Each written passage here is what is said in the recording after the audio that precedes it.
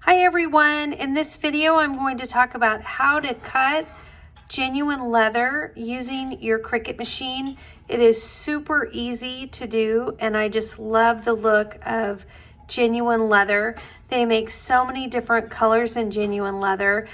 Today I'm going to focus on cutting Cricut brand genuine leather because it's something that's easy for everybody to get, and the cut on your machine is specifically made to the thickness of the Cricut genuine leather, and so it cuts perfectly and also allows you to do a lot of very intricate cuts. So stay tuned and watch just how easy it is. Okay, since we're cutting genuine leather, we are going to need the Cricut deep cut blade. So that's what's in this housing right here. You need your genuine leather. This is the Cricut brand. You can get different colors and different kinds and other brands, but if I'm just going with the basic black or something like that, I love to use the Cricut.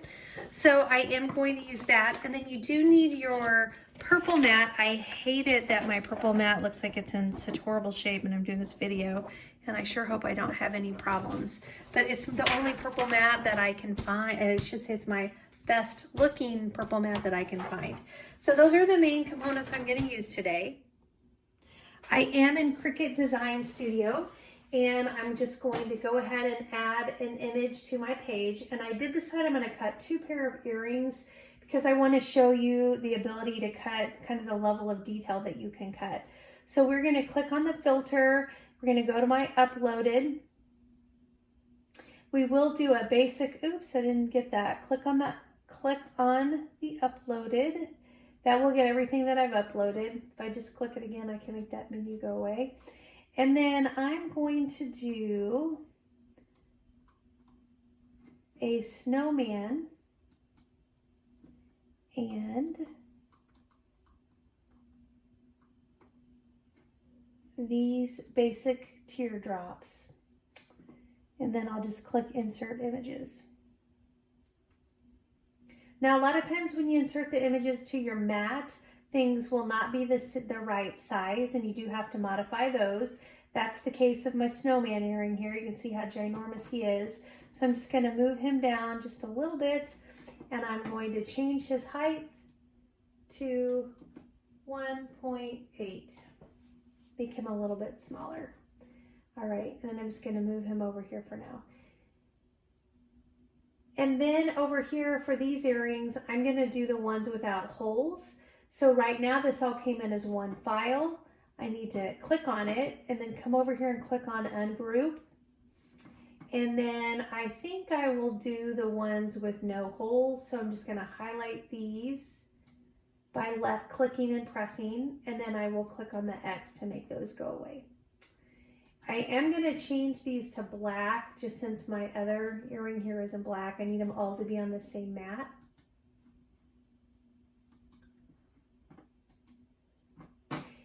And then what I didn't look at was the size. This is 2 inches. I think that's good. We'll just do a 2-inch earring. And then on this one, I need to make a second earring, but I don't think I want the hole to cut out on this one either. So I'm just going to click on that. In the lower right hand corner, I'll come down to the contour button. That will let me hide this hole. Oops, do not click down here. All I did was click here, and then I need to click X. I don't click down there. And that made that hole go away. And then I need to, while that's highlighted, click duplicate, move it over here. You'll notice both of those scarves face the same direction, so I want to flip one. So while that's highlighted, I come up here and I do the drop down menu under flip, and then I just flip horizontal, and now you can see that scarf faces the opposite direction. It's just cute when you're doing earrings to have the reverse. All right, so that's all we need to do. We're ready to send these to our mat. So I'm going to click on make it. And then I'm going to click on, let me just quick look here. So here they are on my mat. And then I'm looking over here to mirror. I'm going to click mirror just out of habit because When we put our leather onto our mat, we put it face down. I do that with pretty much every material I'm cutting with earrings. So it's a good habit just to click mirror.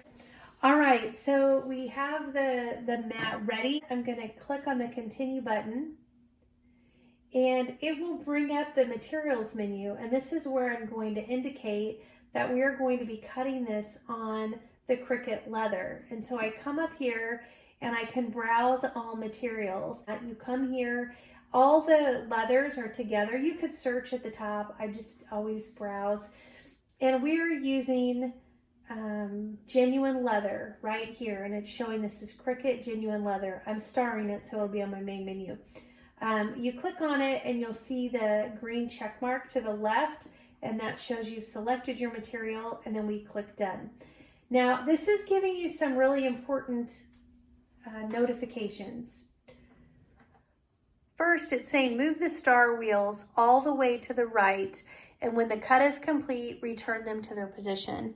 When they're talking about star wheels, they're talking about these white things right here. I've already moved them over. I will tell you they are tight. So those are moved over. Those are normally kind of spread across here. Now, when they're in place and you're doing genuine leather, they will mark up your material. And that's why you move them all over to the right here. The other thing it's telling us, if you come back to our screen, it's saying that we need to load the deep point blade into clamp B. So because we picked leather, it knows that we need the deep blade. And so to do that, we just need to unlatch this green hook that's by this housing unit, pull out the regular fine tip blade, just drop in the deep blade and close that up. All right, so this is ready to go and I'm blinking. So I'm ready for my mat, but I don't yet have my material on my mat. So remember, I said I'm putting this leather onto my mat, good side down. So this is good side down. And you know, I think I'm gonna go grab my brayer. The brayer is what we use just to roll and make sure that the material is just really nice and tight on our mat. This is a Cricut brayer. Before I had this, if you don't have one of these, you can certainly just push it with your hands, but I used to use a pizza roller. I think this just feels so good. I feel like I'm really getting in there and getting a nice pressure on it, but the pizza roller did work okay for me. Okay, so we are going to put this onto our Cricut loading tray.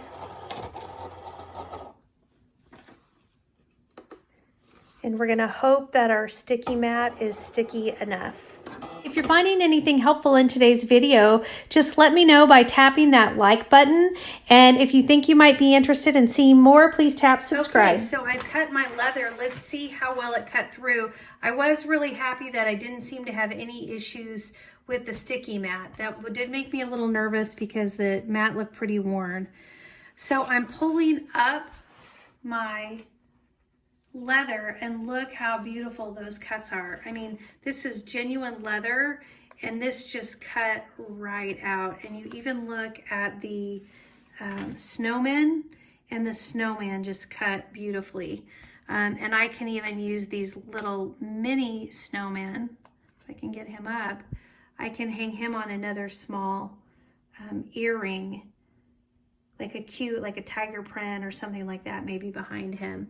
So that is it. The leather cuts really nice if you've got that deep cut blade. Again, I'm not on the Cricut Maker, I'm on a Cricut Explorer, but the leather just cut beautifully. Here are my two earrings that were just teardrops, and they just look so, they really look good. Now with genuine leather, you do want to look at your earrings and decide if you're okay with a little bit of flyaways, or if you want to try to clean that up a little bit. And you can do that either, you know, around the inside of your cutout or around your outer edge of your teardrop. You can kind of decide. Some people just kind of at least clean it up with scissors and then they don't do anything else. The teardrop on the Cricut leather, You can see there's not a whole lot of flyaways. It's pretty clean. I feel like it's more when I do the cutouts, but I did want to show you what I use. I got this on Amazon and I'll link this up. Just click the link in my comment section and that'll take you to all of my links for this project. But you shake that up and then, let me kind of show you the inside. It's pretty goopy. And unfortunately you can kind of see, I just dip right into the jar. So that's like little pieces of leather you see in there. And I just take a toothpick, and some people use their finger. I don't use my finger. So I just do the back of a toothpick and just dip it in there and get some goop on there. And then I just run this all the way around the edge, and it just helps with those flyaways. And then you can also take this and put it, put it on the inside.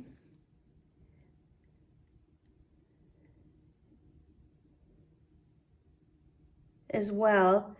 And I don't know if you can see here, but as you do that, it really smooths out any of those flyaways that are a result of cutting. And I like that because I think it just makes the shape of the cutout, it just makes it so much more defined when you have smooth edges all the way around the inner. And a lot of times, like right now you see me doing it on the front. That's pretty atypical for me. I like to usually do it more on the back side. And that way, like wherever it's gonna roll over, it rolls over a little bit more to the back, because you really don't want to get this on the front of your earring. It's fine for the, inner edges, and you can kind of see where it's kind of turning a little dark. It's clear, but it's turning, you can see it. Like you can see where you put this stuff. It just looks a little dark, kind of changes the color to a little bit darker. So again, that's something you can decide if it's important to you to have that, a little less flyaways. And if so, it doesn't, like I didn't speed this up, so this was all real time. If you don't mind spending an extra minute or so on your project, as you go, I do like to turn it over and make sure I didn't get any on the front, which I don't see any on the front. And maybe I could compare them so you could see the difference. So here's the difference between the two. Remember, I didn't go all the way around the outer edge, but you can at least see on the inside, because I did make it all the way around. You can see how the one on the right, you can see more flyaways than the one on the left. All right, so let's talk about the different options to putting different earring components onto your earrings. First of all, you can go kind of an easy route. We're gonna actually use these today. These are just really simple hooks that you drop, you punch the earring and drop it into this hook, and then this goes right into your ear. And this is just a really nice option if you don't want a lot of hang on your earrings and you don't want to put a lot of different jump rings on. Now, if you don't do that option, you can also use different earring components. They make all different colors, whether you want, gold, silver, or even this kind of darker color. You can match your hooks with your jump rings. These round pieces are called jump rings, and you open those with special tools, little plier tools and jump ring tools, and that's how you work with these round jump rings. And you'll see in a lot of my videos I do those, and I show how to use jump rings and how to open them. But in these particular earrings, I don't want that much of a hang. I'd rather them just hang right from the earring hook. So I'm just going to take my earrings and I'm going to punch through 2 at the same time, because I want that hole to be in the exact same place.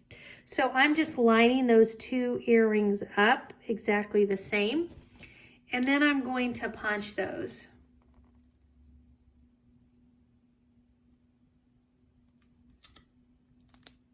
And that's gone through both layers, both of those earrings. And once you have your hole, all you need to do is push that hole onto this earring piece, this earring hook. And it's tight, and that's a good thing. If it were too loose, you'd feel like that leather would just come right off of the earring. So I like it that it's tight. So you just kind of have to work it through until you get it onto the earring.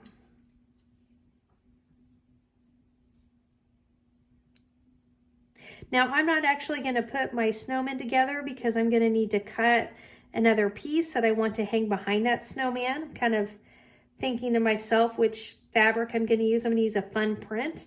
I might even use a cork layer behind that leather.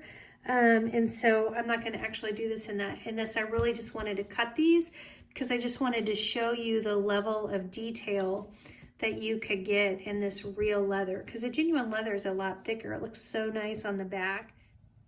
Okay, that's it for this video. Hopefully you're a little more comfortable with how to cut leather, genuine leather, on your Cricut machine. It's super easy. I hope you saw just how easy it is to change out your regular fine tip blade for your deep cut blade. And other than that, you just need to grab a purple mat. It's really very similar to cutting with faux leather. Just have to use a couple of different materials. I do recommend for your first time that you use Cricut leather, just because the settings on your computer or in Cricut Design Studio are exactly right for that thickness. And that way, the first time you do it, you're sure to have some success. I hope you found the video helpful. Please don't forget to press like if you did, and consider subscribing if you think you'd like to see more videos like this one. Thanks, everyone. Bye-bye.